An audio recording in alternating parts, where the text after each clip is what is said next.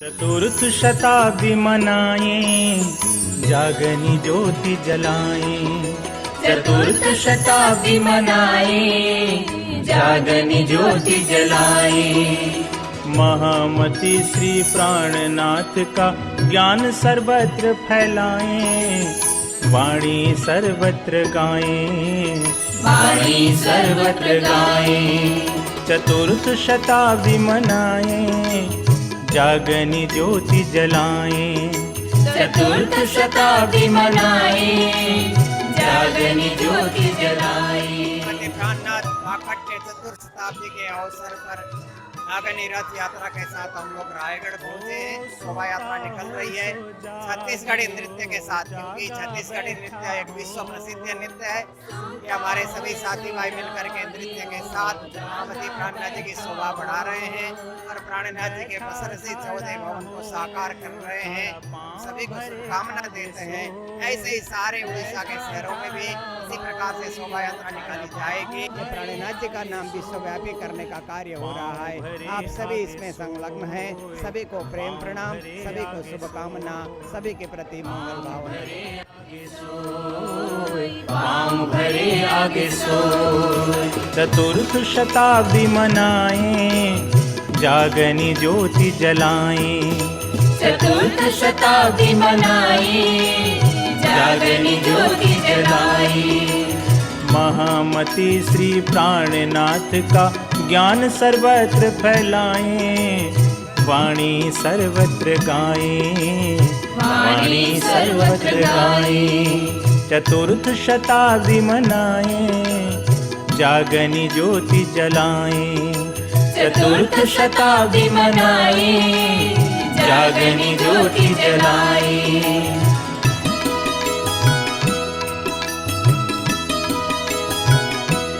हो यूं तैयारी कीजियो, आगू करनी है दौड़।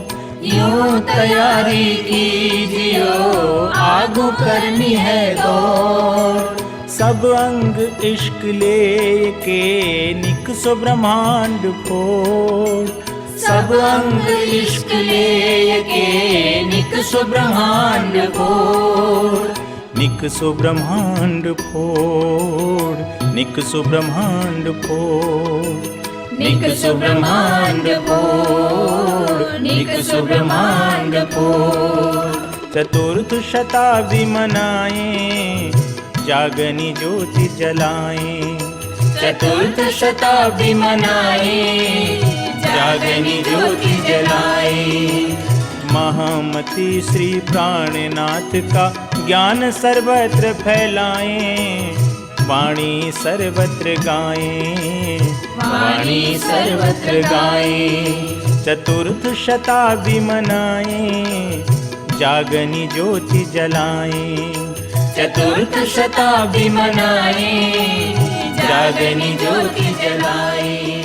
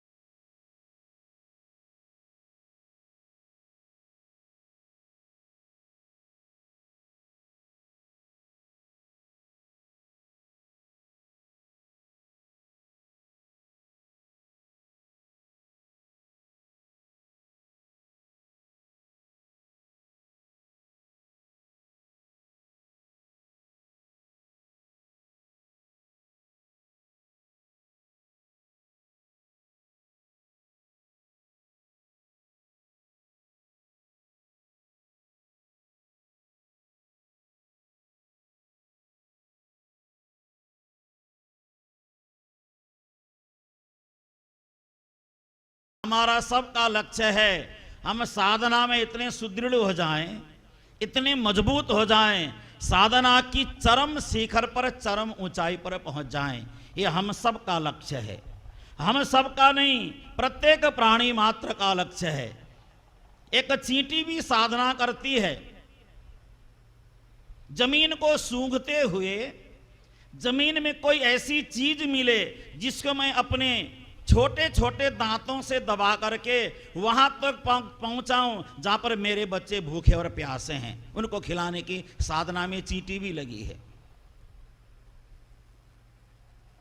हाथी भी उसी साधना में लगा है, सिंह भी उसी साधना में लगा है, और समुद्र की अतल स्पर्शी जल की गहराई में रहने वाले जलचर जीव भी उसी साधना में लगे हैं। लेकिन उनकी साधना तुच्छ है, उनकी साधना कोई महत्वपूर्ण नहीं है, क्योंकि उनकी साधना अपने तक सीमित है, अपने तक की समाप्त होने वाली साधना है। चींटी चावल का दाना लेकर के तो जाएगी, बच्चों को खिलाएगी, खुश हो जाएगी, संतुष्ट हो जाएगी, उसी में उसकी साधना पूरी हो गई। फिर दूसरे चावल के लिए दौड़ेगी, दूसरे चावल के लिए भागेगी, क्योंकि उसकी साधना वहीं तक सीमित है।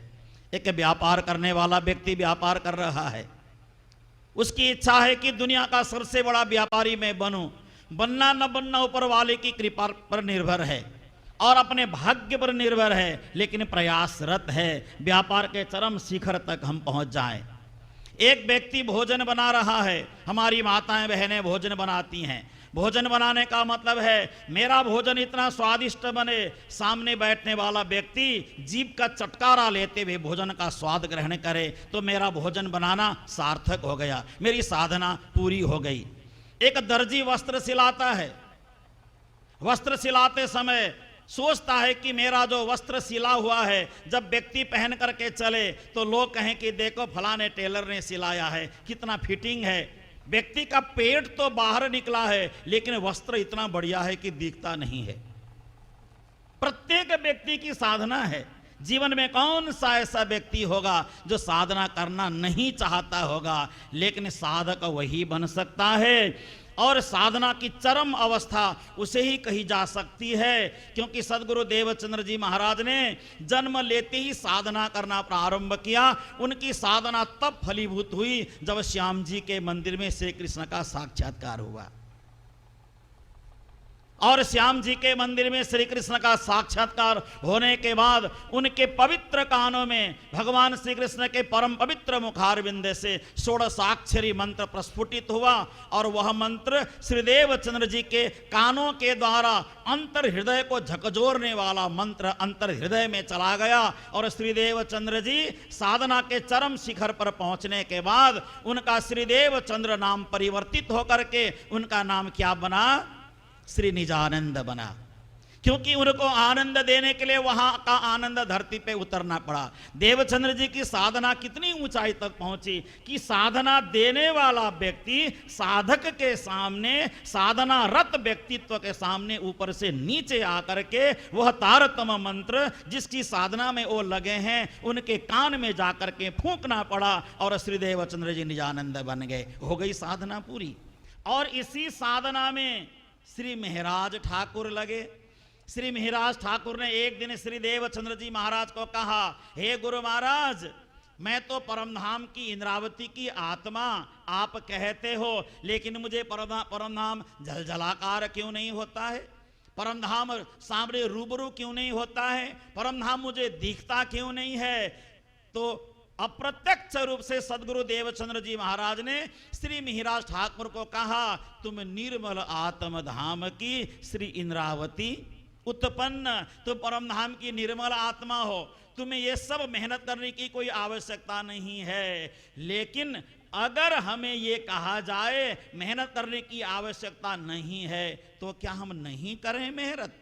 क्या हम साधना नहीं करें? साधक को बाधक न बन जाए, नुकसान देने वाला न बन जाए। इसलिए श्री प्राणनाथ जी की साधना जब चरम अवस्था में पहुंच गई, श्री महाराज ठाकुर की साधना जब एकदम ऊंचाई पे पहुंच गई, तो क्या होना प्रारंभ हुआ?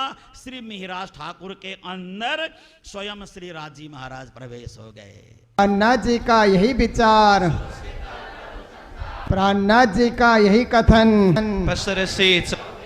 प्राणनाथ जी का कहना मानो, पहचानो, प्राणनाथ जी हैं अति उदार, तुम सेवा से पाओगे पार। महामती प्राणनाथ चतुर्थ शताब्दी के अवसर पर जगह जगह यात्राएं करते हुए, प्राणनाथ जी का संदेश देते हुए, प्राणनाथ जी के विचारों का संप्रेषण करते हुए कल रात्रि से ही यहाँ आने का, और प्रातः काल से वाणी, प्रभाती, आरती, सत्संग, ज्ञान चर्चा में सम्मिलित होने का सुंदर और सुखद अवसर मिल रहा है। क्योंकि साधनालय का अर्थ होता है हम अपने आप को साधें। यहां हम साधने के लिए आए हैं ना, जीवन को साधने के लिए। जीवन, जब आप स्कूल जाते हैं ना तो भी साधना होती है, घर में साधना नहीं होती। घर में तो हम मर्जी से चलते हैं, पर स्कूल जाने के बाद एक स्कूल का अनुशासन होता है ना, डिसिप्लिन।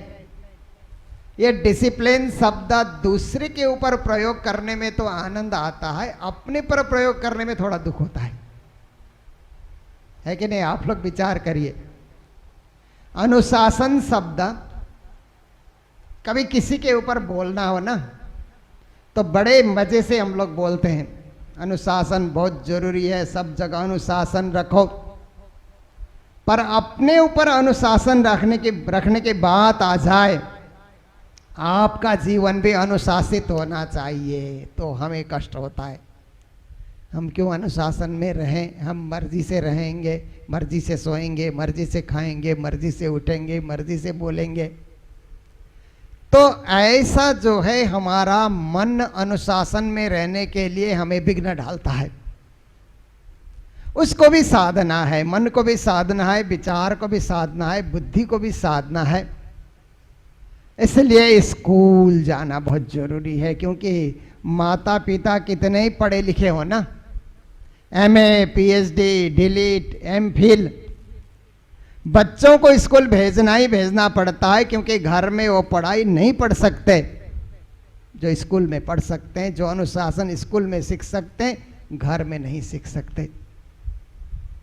एक स्कूल है भौतिक ज्ञान का और यह स्कूल है आध्यात्मिक ज्ञान का, है ना? ये भी एक स्कूल है, यहां भी आप लोग घंटे के हिसाब से चलते हैं, पर यहां पर एक जीवन जीने की कला सिखाई जाती है। जीवन को एक पद्धतिसर बनाने की शिक्षा दी जाती है। स्कूलों में तो आपको विद्वान बनाया जाएगा, डिग्रियां दी जाएगी, बीए की डिग्री, एमए की डिग्री या उस प्रकार की डिग्री नहीं दी जाएगी। पर यहां आपको आंतरिक रूप से एक प्रबुद्ध होने का मौका दिया जाएगा। आंतरिक रूप से आपको एक ज्ञानी बनने का, समझदार बनने का, विचारक बनने का, चिंतक बनने का, दार्शनिक बनने का सुंदर मौका दिया जाता है। ये अंदर की डिग्री दी जाती है। यहाँ पर स्कूल कॉलेज बाहर की डिग्रियां देती है, पर इस प्रकार की साधनालय जहाँ पर हम तालीम लेते हैं ना, प्रशिक्षण केंद्र, वहाँ एक आंतरिक रूप से अपने आप को मजबूत होने का एक हमें अवसर मिलता है। ऐसा एक हमें ज्ञान और विवेक गुरुजन प्रदान करते हैं। तो मैं सोच रहा था कि प्राणनाथ जी ने साधनालय के विषय में कोई चौपाई कही है कि नहीं। मैं काफ़ी देर से अपने मन मस्तिष्क में विचार घुमा रहा था, तो एक चौपाई मेरे मस्तिष्क में आई। प्राणनाथ जी स्वयं बोलते हैं, मुझ जैसा अजान अभूस, हाँ, अपृच्छक अदम नीच मतहीन, सो इन चरणों आए होए दाना, सुबुद सुपृच्छक प्रवीण। चौपाई कई दिनों के बाद मैं बोल रहा हूं, इसलिए आप लोग हमारे प्रेमल जी से अच्छी तरह समझ सकते हैं। चौपाई का सार मैं बताऊंगा। प्राणनाथ जी महाराज जब सके उम्र में सदगुरु के चरणों में गए ना, उस समय का चिंतन करते हुए ये चौपाई बोलते हैं। कहते कि एक साधारण बालक गुरु के पास जाता है तो कितना अबोध होता है ना। वो कुछ पूछेंगे तो मैं क्या कहूंगा, उसको पता भी नहीं होता है, पर उसके मन में एक श्रद्धा तो होती है। एक श्रद्धा लेकर के वो जा रहा है ना, एक भावना लेकर के वो जा रहा है। तो जब गुरु के चरणों में जाता है तो जाते हुए उसे लगता है कि मैं तो बिल्कुल अनजान हूं, अगर गुरु महाराज ने हमको निज नाम पूछ लिया तो मैं क्या कहूंगा, क्योंकि कई बच्चों को निज नाम ही याद नहीं होता। जिनके घर में माँ बाप थोड़े से अनुशासित नहीं होते, वो निज नाम सिखाते नहीं बच्चों को। तो बच्चा मन में इंटरव्यू देने जाने की तरह मन में सोचता है, कहीं गुरु महाराज ने एक भजन गाने के लिए कहा, एक प्रभाती बोलने के लिए कहा, आवजी बाला बोलने के लिए कहा, या कुछ भी है। मैं अंदर से अनजान हूं। अनजान होने का एक दर्द उसे सताता है, परंतु हृदय में एक भावना होने की जो है, एक श्रद्धा होने की जो है उसके मन में, वो एक संतुष्टि भी साथ लेकर के जा रहा है। श्री प्राणनाथ जी महाराज भी इसी तरह गए थे कि सदगुरु देवचंद्र जी महाराज एक तो होंगे कैसे, देखा भी नहीं था उससे पहले, और देखने के बाद वार्ता क्या होगी इसका भी कुछ पता नहीं है। जो कुछ भी होगा, पर बिना तैयारी की तैयारी में चले जा रहे हैं। तो ऐसे ही विद्यार्थी साधनालय में आते हैं ना, बिना तैयारी की तैयारी है।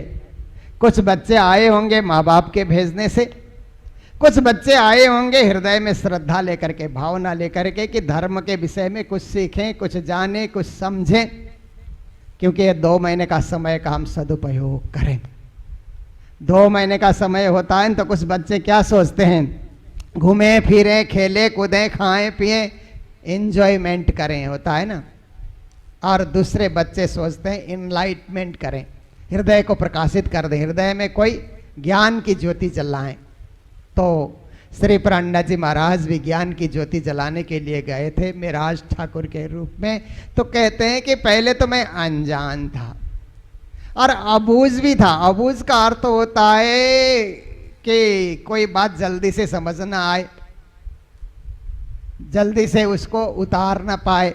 विद्यार्थी ऐसे होते हैं ना, छोटे विद्यार्थी जाते हैं तो गुरुजन जब कृष्ण की त्रिधा लीला बोलेंगे तो अबूझ ही रहेगा ना, क्षर अक्षर अक्षरातीत बोलेंगे तो भी वो अबूझ रहेगा। तो प्राणनाथ जी कहते हैं मेरी दशा भी ऐसे ही थी, अधम नीच मतहीन। फिर आगे अपने आप को वो तुलना करते हुए कहते हैं मैं अधम भी था।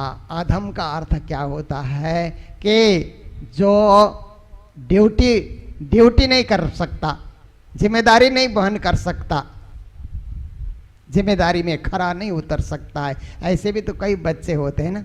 बचपन में मैं देखता था कि ये छोटी छोटी चींटियां अपना शिकार लेकर के जाती है ना, तो मैं तो देखता था उनको, और देख करके मैं सोचता था कि कुछ चींटियां तो उस शिकार को खींच खींच खींच करके ले जा रही हैं कि जहाँ वो रहते हैं वहाँ पहुँचाएं और सब मिल करके बांट खाएं, और कुछ चींटियां उसी शिकार के ऊपर बैठ करके मजे से खाए जा रही है और दूसरी चींटियां वहीं खींच रही है। समाज में ऐसा ही होता है ना, एक वर्ग समाज का भार वहन कर रहा है, एक वर्ग ऐसा है कि स्वार्थ भरा हुआ है, स्वार्थी तत्व है जो उन्हीं के ऊपर चढ़ करके, और वो आहार जो सबको पहुंचना चाहिए वो स्वयं खाए जा रहा है।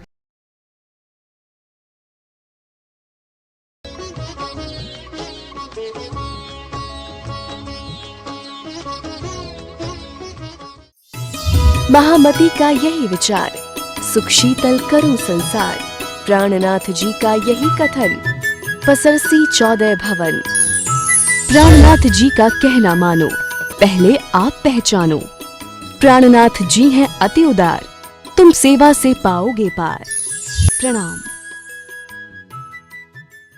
हे विश्व धर्म प्रणेता, हे साथ के सुचेता, श्री प्राणनाथ प्यारे, मेरे प्राणनाथ प्यारे। चतुर्थ शताब्दी मनाए, जागनी ज्योति जलाए।